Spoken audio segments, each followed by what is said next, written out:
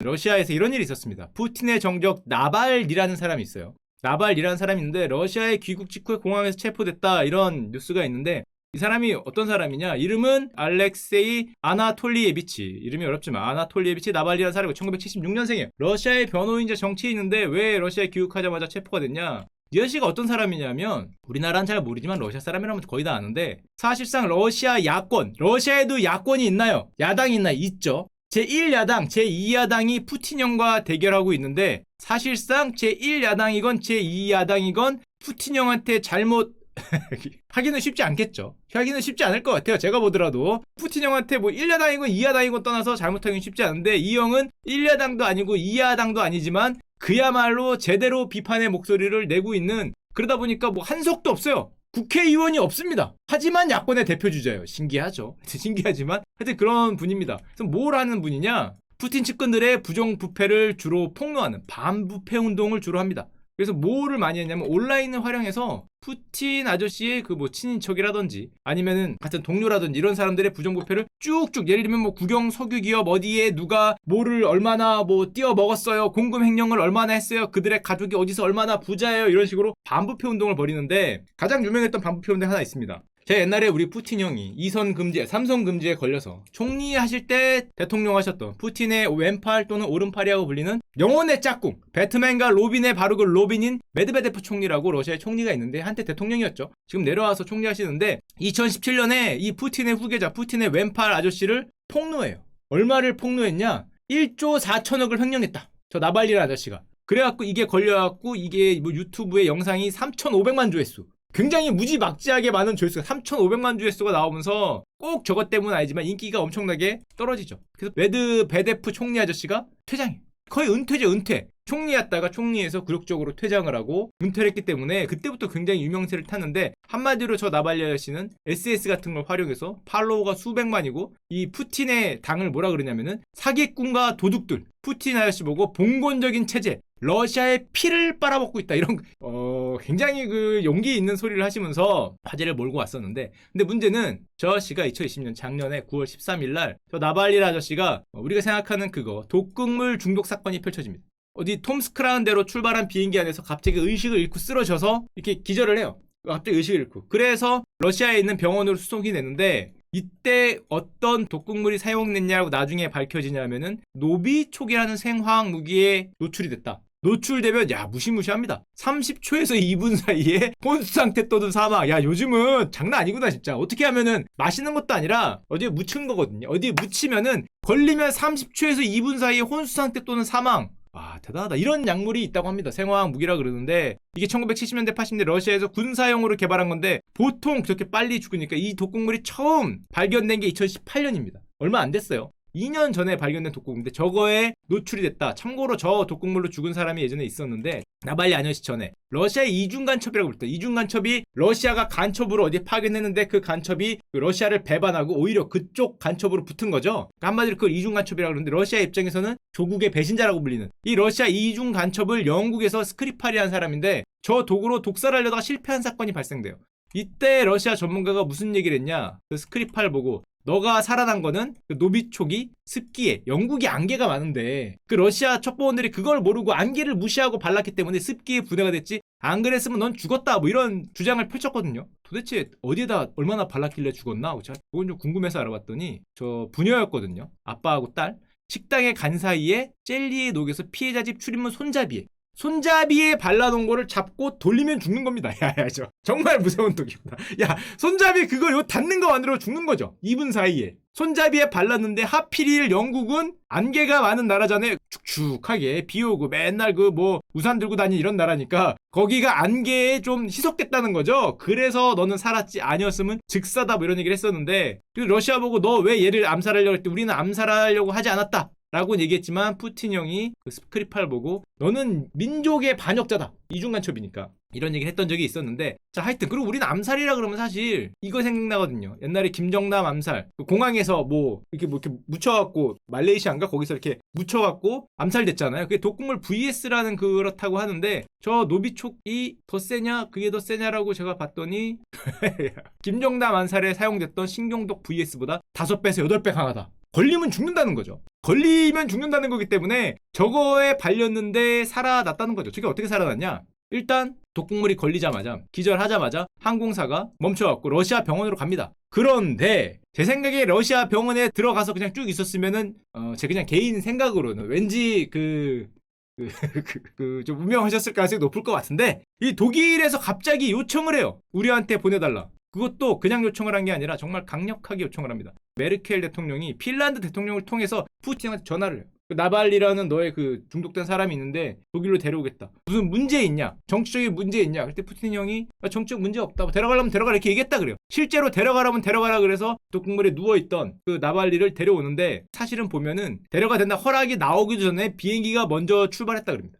대단한 나라예요. 독일에서 의료용 항공기를 이미 러시아로 보내놓고 우리 비행기 가고 있으니까 내놔라 이렇게 얘기했다는 거죠. 비행기가 출발하고 내 전화 안 받으니까 핀란드 대통령 시켜서 네가 좀 해봐 치다니까. 그래서 핀란드 형이 전화했더니 뭐야 이거 핀란드네 독일 건 안 받고 안 받아야지 이러고 있었는데 핀란드에 가니까 받은 다음에 이씨 받지 말걸 받지 말걸 했는데 받으니까 뭐 정치적으로 문제 있습니까? 그러니까 문제 없어요 오케이 하고 끊은 다음에 데려갔다는 건데 실제로 날아간 비행기가 이겁니다. 요거 보내놓고 전화를 했다 그래요. 그 러시아 병원에서는 이송을 거부했지만은 이거 위에서 보내도 된다 그러니까 독일 의료진이 데려왔죠. 이렇게 데려왔습니다. 이게 지금 독일 병원으로 들어가는 모습인데 야 이 정도면 야 이게 뭐야 코로나 환자도 이렇게 안 씌우는데 사실은 뭐 30초면 간다니까 무서울 법합니다. 이렇게 해야죠. 건드리면 30초라니까 어떻게 됐냐 독일 와서 깨어났어요. 와 독극물을 차가 아니라 발랐다 그럽니다. 어제 발랐다고 나중에 하는데 18일 만에 혼수 상태에서 깨어나는 기적적인 일이 발생을 했는데 근데 깨어나면 멀쩡하냐? 물론 멀쩡은 한데 가까스로 살았다. 계단을 걸을 때마다 다리가 떨리는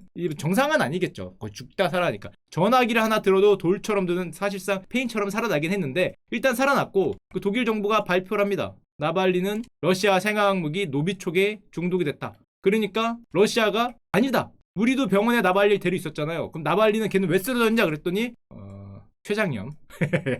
이거 잠깐만 충수염이 췌장염인가? 췌장염 다른 거잖아. 췌장염으로 쓰러졌다. 만성 췌장염, 내분기 기능 장애 그거 같진 않은데. 하여튼 뭐 이걸로 주장을 합니다. 그래서 유럽에서는 노비촉 독극물 얘기하는 거고 러시아는 췌장염으로 저 아저씨가 쓰러졌다는 건데 자 그러면 독일은 왜 저렇게 러시아에 열을 내느냐? 갑자기 데려오고 간단합니다. 우리가 독일 입장이 대부분 그래요. 독일 입장에서는 주적이라는 표현은 뭐하지만 가장 위협적인 존재 주적까지는 아니니까 싸우는 건 아니니까 주적 말고 가장 위협적인 존재가 러시아죠. 누가 보더라도. 바로 옆에 유럽에서 가장 러시아 쪽에 가까운 서구 쪽에서는 가까운 편에 있는 뿐만 아니라 지금 러시아가 어떤 상황이냐면 우리는 그렇게 안 생각할 수 있지만 러시아가 지금 소련 시대부터 지금까지가 사실상 러시아 역사상 최전성기죠. 이런 러시아를 보게 된 게 세계가 오래 안 됐죠. 러시아 원래 요만했으니까. 얼마나 크다. 한 요만했으니까 잘해야. 이런 러시아를 보게 된 게 그렇게 오래되지 않았어요. 러시아 역사상 소련에서 지금까지 최전성기를 구가하고 있는 거고 옛날에 한번 얘기했지만은 우리의 기억은 아시아가 서구로 쳐들어가던 역사의 그 순간 몽골 제국이 와 하던 이거를 우리의 기억이 있지만 사실은 이거는 추억이고 기억이고 현실은 반대죠. 현실은 얘가 와 온 거죠. 현실은 그거는 한 몇백 년 전이고 현실은 얘가 와 와서 지금 이렇게 돼 있는 거니까 우리는 현실은 잘 얘기 안 하니까 역사에서 우리는 좋은 쪽으로만 생각을 해서 저쪽을 생각하지만 독일 입장에서는 저 옆 나라가 저거 전쟁도 2차 세계대전도 얼마 전에 치렀던 나라인데다가 옆에 있던 그래도 뭐 어느 정도는 자기보다 조금 안 되지 않을까 했던 나라가 역사상 최대로 힘이 세진 그런 상황이기 때문에 서로 티격태격을 많이 하고 게다가 독일은 보면 여기 있는 나라들이 대부분 옛날에 소련 연방 나라거든요. 독일이 여기 있잖아요. 그 나라들이 러시아하고 굉장히 분쟁이 많습니다. 그 분쟁을 하나만 보여드리면 러시아가 이렇게 있는 와중에 여기가 벨로루시라는 나라거든요. 그 미남 미녀가 많은 대로 유명한 그쪽 근데 그 벨로루시에 어떤 일이 있냐? 알렉산드르 루카셴카라는 아저씨가 있습니다. 지금 벨라루스 대통령인데요. 무려 26년째 대통령이에요. 이번에 이겼어요. 그래서 30년 확보했습니다. 유럽의 마지막 독재자라고 부르는데 이 아저씨는 항상 소련은 해체하면 안 된다. 과거 소련으로 돌아가고 싶다. 나도 소련으로 들어가고 싶다. 뭐 이런 얘기를 하신 아저씨인데 얼마나 오래인지 감이 없으실까봐 이 아저씨가 예전에 1997년에 김영삼 대통령과 이 정상회담을 했던 그때 그 아저씨입니다. 똑같은 아저씨예요. 여기 루카셴카 나오시죠. 그러니까 우리로 치면은 김영삼 대통령님이 지금까지 하고 계시다. 지금까지. 야 그게 언제야. 그게 언제적이 기억이 안 나는데 그때부터 지금까지 대통령을 하고 계시는 거예요. 우리로 치면 자 그 정도의 역사와 전통을 자랑하는 게다가 예시가 너무 오래 하다 보니까 요즘 별거 다 하십니다. 65살인데 22살의 여자친구를 국회의원을 만들었다. 계시고요. 국회의원 만든 게 아니라 미스 벨라루스로 만들었습니다. 미스 벨라루스가 됐어요. 이거 나 2018년 미스 벨라루스 입상자가 아니라 여자친구였는데 입상을 한 거죠. 입상자여서 여자친구가 아니라. 하여튼 저런 것도 하고요. 저 벨라루스에는 당연히 저 정도의 독재자가 있으니까 야당 자체가 존재하지 않죠. 야당 의원은 한 명도 당선되지 않았다. 그럼 나머지는 뭐야? 여당 빼고. 무소속.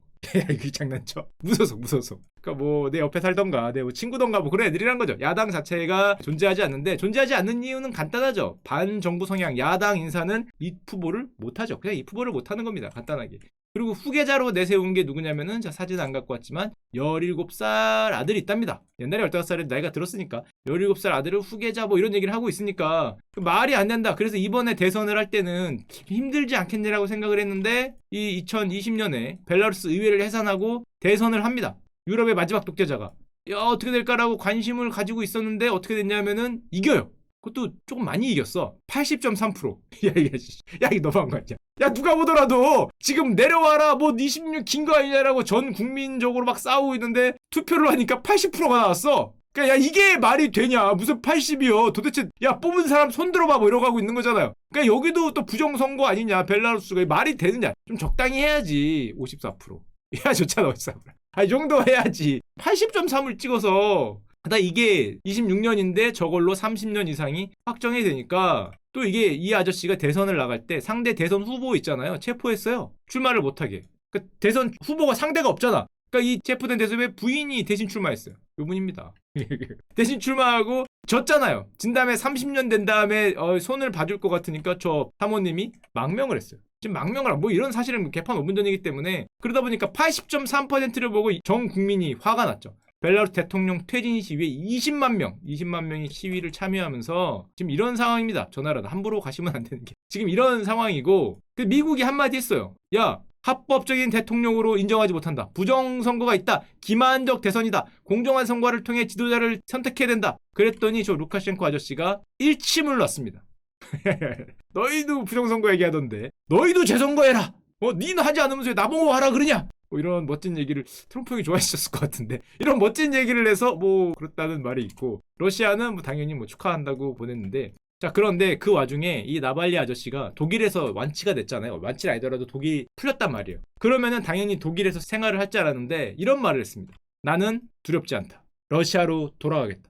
실제로 그렇게 얘기하고 러시아로 귀국을 했어요.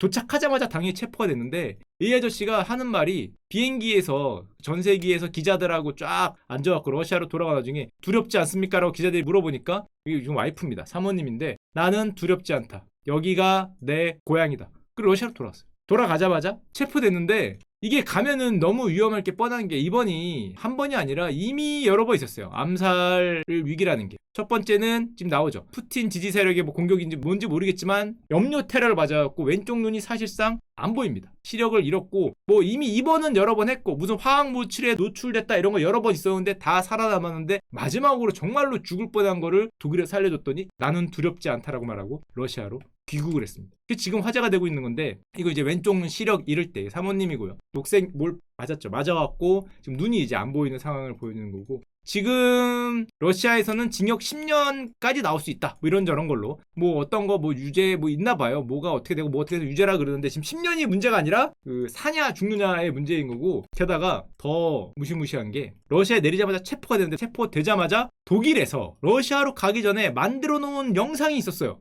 무슨 영상이냐? 표정 이렇게 지으면서, 유튜브입니다. 푸티 아저씨 있죠? 푸티 아시죠?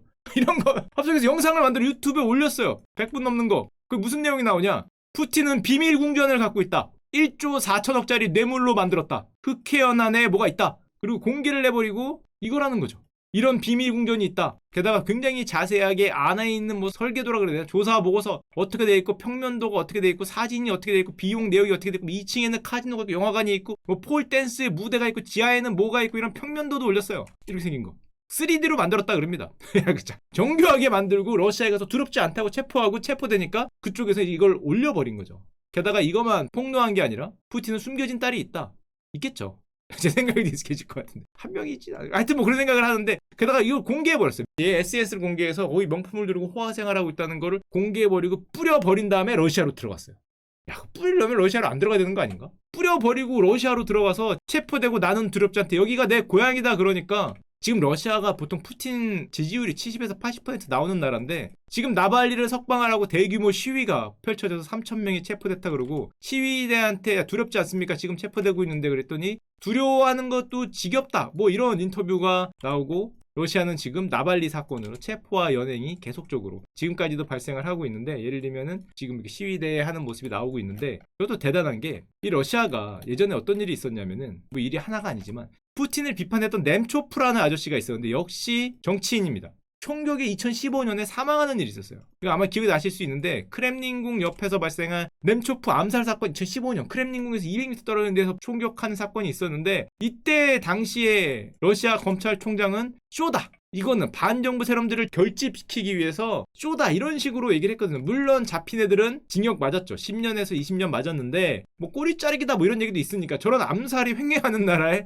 두렵지 않다라고 들어갔고 물론 저 넴초프 암살 사건 다음에 미국이 러시아 대사관 앞에 있는 거리 이름을 바꿨습니다. 뭘로 바꿨냐면은 도로명을 넴초프 거리 바꾸니까 이 러시아에선 또 미국 대사관 앞에 도로를 뭐 데드 엔드 뭐 이런 걸로 바꿨다고 하는데 하여튼 뭐 저런 일화가 있는데 저런 나라로 다시 여기는 내 고향이다 하면서 다시 들어갔고 러시아 반정부 시위 끝에 또 나발리 아저씨 사모님 아내도 체포가 됩니다. 전형적인 러시아 가정이죠. 5분도 체포가 되면서 지금 게다가 이 사모님만 체포가 된 게 아니라 동생은 당연히 수감이고요. 지지자들도 줄줄줄 체포되고 있는데 그런 와중에 옛날에 2017년도에 나발리 아저씨가 했다던 인터뷰 모든 독재 정권은 끝나기 마련이다. 러시아도 곧 끝난다. 나는 끝날 거다. 나는 두렵지 않다 그러고 러시아로 들어갔습니다. 이게 지금 러시아의 지금 가장 핫한 뉴스인데 야, 뭐 맞고 틀리고를 떠나서 용기 하나는 진짜 대단하다. 진짜 대단. 야, 저 정도 용기는 진짜 내기 쉽지 않은 우리나라 독립 투사분들 그런 분들이나 낼 수 있는 그런 용기를